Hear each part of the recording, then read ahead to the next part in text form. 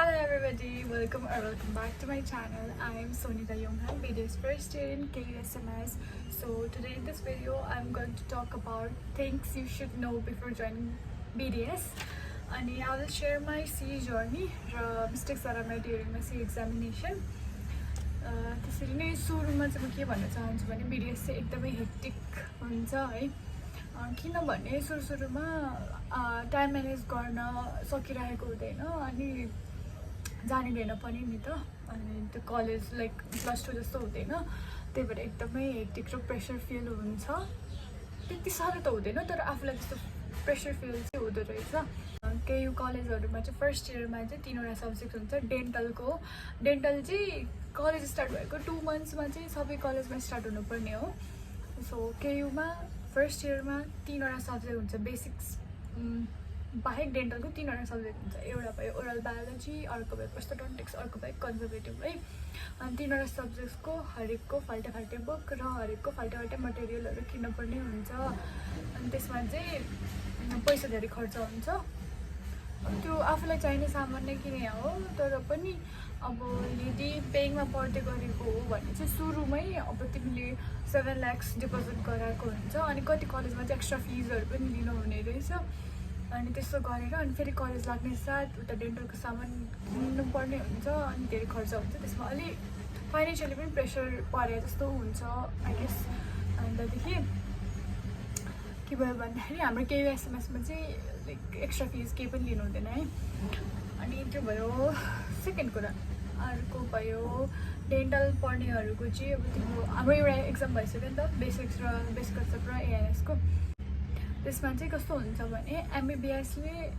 BDS अब like new कमर्सहरूको exam सँगै नै हुन्छ अनि त्यहाँदेखि MBBSले एक्जाम दिन्छ होस्टेल जान्छ पढ्यो भोलि आयो एक्जाम त्यस्तो हुन्छ है BDSको चाहिँ तिमी आओ एक्जाम देऊ अनि फेरि डेन्टल जाऊ अनि डेन्टलमा क्लास अटेन्ड गर डेन्टलको काम गर अनि एक्जामको पनि पढ अनि भोलि जाऊ अनि एक्जाम देऊ त्यस्तो हुन्छ मतलब कि तिम्रो बेसिकको एक्जाम हुँदैछ भने डेन्टलमा छुट्टी हुँदैन त्यो मेन कुरा बुझ्नुपर्ने त अनि सुरुमा केही त्यस्तो केही आफूलाई आइडिया नै हुँदैन किनभने एकदमै प्रेसर फिल गरिन्छ अनि त्यो भयो अनि KUSMSको बारेमा कुरा गर्नु पर्दाखेरि चाहिँ यहाँनिर चाहिँ डेन्टल कस्तो छ भने बेसिक्स चाहिँ माथि चौकोटमा हुन्छ अनि डेन्टल चाहिँ यता तल हस्पिटलमा जानुपर्ने हुन्छ क्या त्यसको लागि बस आउँछ अहिले चाहिँ बसको प्रब्लम त्यस्तो केही नै छैन अस्ति चाहिँ थियो तर अहिले छैन लाइक आउँछ तिमी जाने चढ्ने अनि माथि क्लास अटेन्ड गर्ने 8 यहाँदेखि तिमी बिहान 8:15 देखि आई गेस 8:50 सम्म बस आउँछ होला म त्यसमा जाने अनि 9 देखि 12 सम्म माथि क्लास हुन्छ चौकोटमा नजिक छैन है अलिक टाढै छ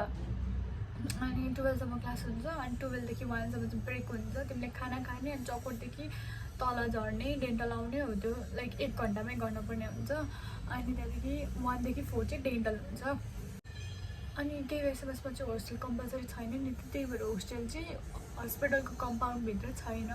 एउटा हस्पिटलको नजिक छ भने एउटा टाढा छ एउटा कता छ हो त्यसरी छ अनि सुरुमा चाहिँ तिमीले यो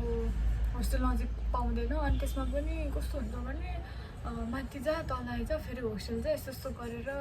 एकदमै थाकिन्छ क्या त्यो बानी नपरिन्जेलसम्म अनि त्यतिखेरसम्म चाहिँ तिमीले केही टाइमै म्यानेज गर्न सक्दैनौ अनि त्यतिखेर पनि एकदमै गाह्रो फिल हुन्छ पढाइ बाहेक पनि गाह्रो फिल हुन्छ यहाँ चाहिँ थाहा पाउनुपर्ने भनेको त्यही हो आयो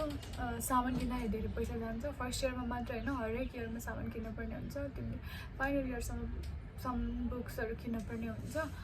अनि अर्को भनेको एक्जामको बेला पनि डेन्टल क्लास हुन्छ अनि बेसिक्समा छुट्टी दिएको बेला डेन्टलले छुट्टी दिन नसक्ला किनभने अब त्यहाँनिर हाम्रो प्रिक्लिनिकल सबै सिक्नुपर्ने हुन्छ धेरै छुट्टी खोजेर पनि हुँदैन धेरै छुट्टी लिन पनि मिल्दैन अनि अर्को भनेको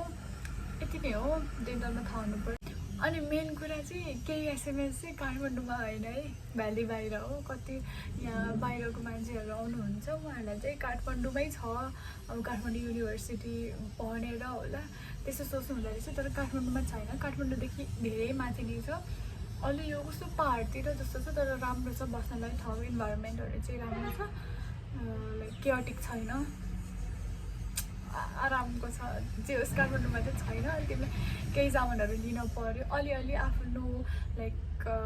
डेली युजको लागि चाहिने त जे पनि पाउँछ सबै नै पाउँछ अलिक कस्टली हुनसक्छ तर काठमाडौँमा चाहिँ छैन है केही एसएमएस मैले भन्ने कुरा चाहिँ सक्यो सो अब म चाहिँ मेरो सिली जर्नीको बारेमा सेयर गर्छु है त के भयो भन्दाखेरि चाहिँ म चाहिँ 1 इयर ड्रप गर्यो 1 इयर ड्रप गरेर पनि मैले बिडिएसमा स्कलरसिप पाएन पेइङ माउमा अनि के भयो मेरो जस्तो माइन्ड चाहिँ नबनाउनु होला के भयो भन्दाखेरि मलाई चाहिँ नेपालमा बस्नु मन थिएन क्या अनि म चाहिँ नेपालमा स्कलरसिप भन्दा पनि लाइक बाहिर चाहिँ स्कलरसिप पाएँ हुन्थ्यो हो त्यो हिसाबले पढिरहेको थिएँ क्या मैले अनि त्यहाँदेखि त्यो लाइक मैले खोज्दाखेरि चाहिँ 130 to 140सम्म त नेपालमा 140सम्म त नेपालमै पाइहाल्थ्यो जस 130सम्म आउनेले चाहिँ बाहिर स्कलरसिप पाउँछ भन्ने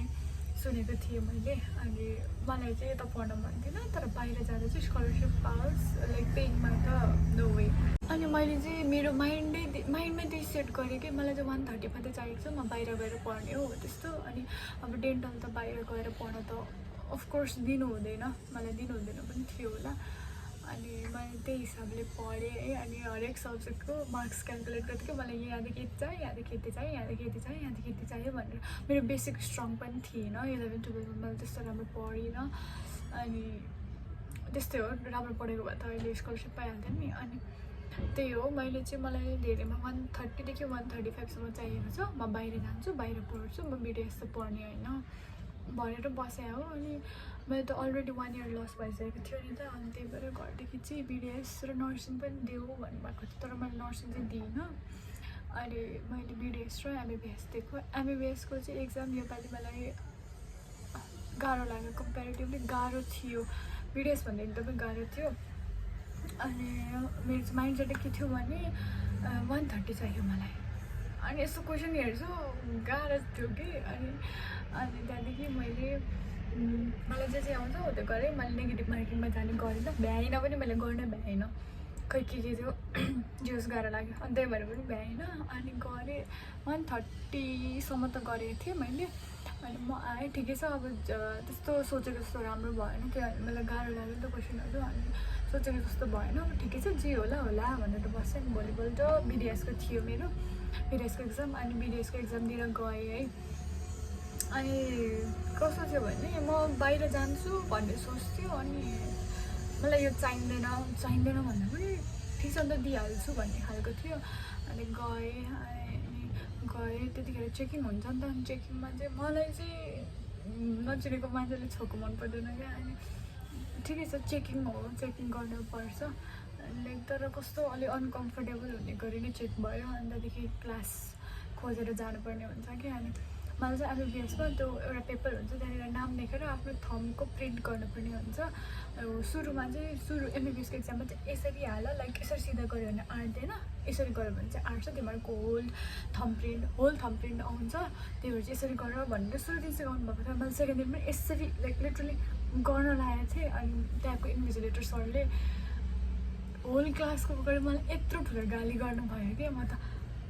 मेरो कन्फिडेन्ट त डाउन भयो कि एकदमै अनि कस्तो नराम्रो लाग्यो गाली गर्नुभयो अनि ठिकै छ नि त के छ र त्यति त हो भनेर अनि त्यहाँदेखि अर्को के भयो भने मैले डेट बिगारेँ क्या त्यहाँनिर अब कस्तो नर्भस भइसकेको थियो क्या मलाई त्यति कुराले अनि डेट बिगारेको थिएँ अनि डेटमा चाहिँ केही हुँदैन रहेछ अनि मैले सरलाई देखाएँ अनि सरले केही हुँदैन डेट त भन्नुभयो अनि फेरि मलाई एन चाहिँ क्यापिटल लेटर मेरो नाममा SON आउँछ अनि एन चाहिँ अलिकति यत्रो अनि लामो लेख्यो अनि यस्तो किन लेखेको तिमी यस्तै लेख्छौ जहिले भनेर कस्तो गाली गर्नुभयो क्या फेरि लिटरली होल क्लासको अगाडि ओ माई गड अनि म त्यतिखेरसम्म मेरो दिमागले ओभरथिङ्क गर्न थालिसकेको थियो अनि म गर्दै थिएँ अनि मलाई त के छ र म बाहिर जाने हो भन्ने सोच थियो क्या त्यतिखेरसम्म पनि अनि बिस्तारै अलिअलि गरेर सजिलो थियो बिडिएसको एक्जाम चाहिँ एकदमै सजिलो थियो एमबिबिएसको भन्दा अनि त्यहाँदेखि म चाहिँ यस्तो थियो सिधै ढोकाको अगाडि 4th 5th बेन्चमा थियो होला अनि यसरी भयो छेउमा एउटा साथी थियो म भित्तामा थिएँ अनि यसरी अलिकति हिँड्ने प्यासेज थियो क्या त्यहाँ चाहिँ कालो के झरेर रहेछ अनि सरले मैले लेख्दै थिएँ आफ्नै धुनमा त सुरुदेखि अब त्यस्तो भइसकेपछि म मेरो अलिक ओभरथिङ्क पनि गरिरहेको थिएँ।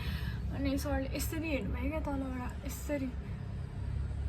कस्तो अनकम्फर्टेबल फिल हुन्छ कि मेरो सुरुमा त्यस्तो भइसकेको छ है। सरले गाली गरेर मेरो कन्फिडेन्स एकदम लो भइसकेको छ। यहाँ चाहिँ यस्तो घोप्टेर हेर्नुभयो क्या, मलाई थाहा छैन त्यो भिडियोमा हेर्नुभयो होला, त्यही नि जे होस् नराम्रो लाग्यो। अनि त्यहाँनिर झन् यस्तो ओभरथिङ्क गर्न थालेँ, यस्तो ओभरथिङ्क। अनि त्यसै त मलाई एक्जाम दिन मन थिएन, झन् ओभरथिङ्क गर्न थालेँ है। अनि मलाई लिटरली गर्ने मन लागेन क्या। अनि त्यहाँदेखि सजिलो थियो क्वेसन, अब मैले कति 70देखि 80वटा मात्रै गरेर आएँ त्यो दिन। अनि आफै क्यालकुलेट गर्नु न कति चाहिँ मार्क्स ल्याएँ होला मैले, मेरो ऱ्याङ्क कति नै आयो होला भनेर। अनि हो त्यस्तो चाहिँ नगर्नु होइन। अनि इक्जाम जतिवटाको दिनुहुन्छ सबैको राम्ररी दिनु, धेरै ओभरथिङ्क नगर्नु, राम्रो पढ्नु है। अनि 11-12को राम्रो बेस भयो भने चाहिँ यहाँनिर फर्स्ट इयरमा पनि अलि हेल्प चाहिँ हुँदो रहेछ, जुन चाहिँ मेरो राम्रो थिएन। अनि अहिले मैले दुःख पाइरहेको छु। अनि त्यहाँदेखि के भन्छ, एभरेज स्टुडेन्टहरूले कस्तो दुःख पाउँछ होइन। एभरेज भए पनि टपरै भए पनि मिहिनेत गरेन भने चाहिँ छैन, मिहिनेत गऱ्यो भने त ठिकै नै हुन्छ। सो हजुरहरूलाई चाहिँ जेको एक्जाम दिनुहुन्छ सबै राम्ररी दिनु। 12को एक्जाम हुँदैछ कि सक्यो अहिले त। अल द बेस्ट होइन। सी आउन चाहिँ बाँकी छ, राम्रो प्रिपरेसन गर्नु, राम्रोदेखि जतिवटाको पनि एक्जाम दिनुहुन्छ सबैमा राम्रो गर्नु, माइन्ड गरेर चाहिँ नबस्नु। जतिवटाको एक्जाम दिनुहुन्छ सबैको राम्रो आफ्नो बेस्ट दिनु है। मैले भिडियोमा केही भन्नु छुट्याएँ भने चाहिँ कमेन्ट डाउन बिलो, म सकेसम्म एक भिडियो बनाइदिन्छु। अनि त्यहाँदेखि यति नै हो आजको भिडियोको लागि। So bye bye, see you next video.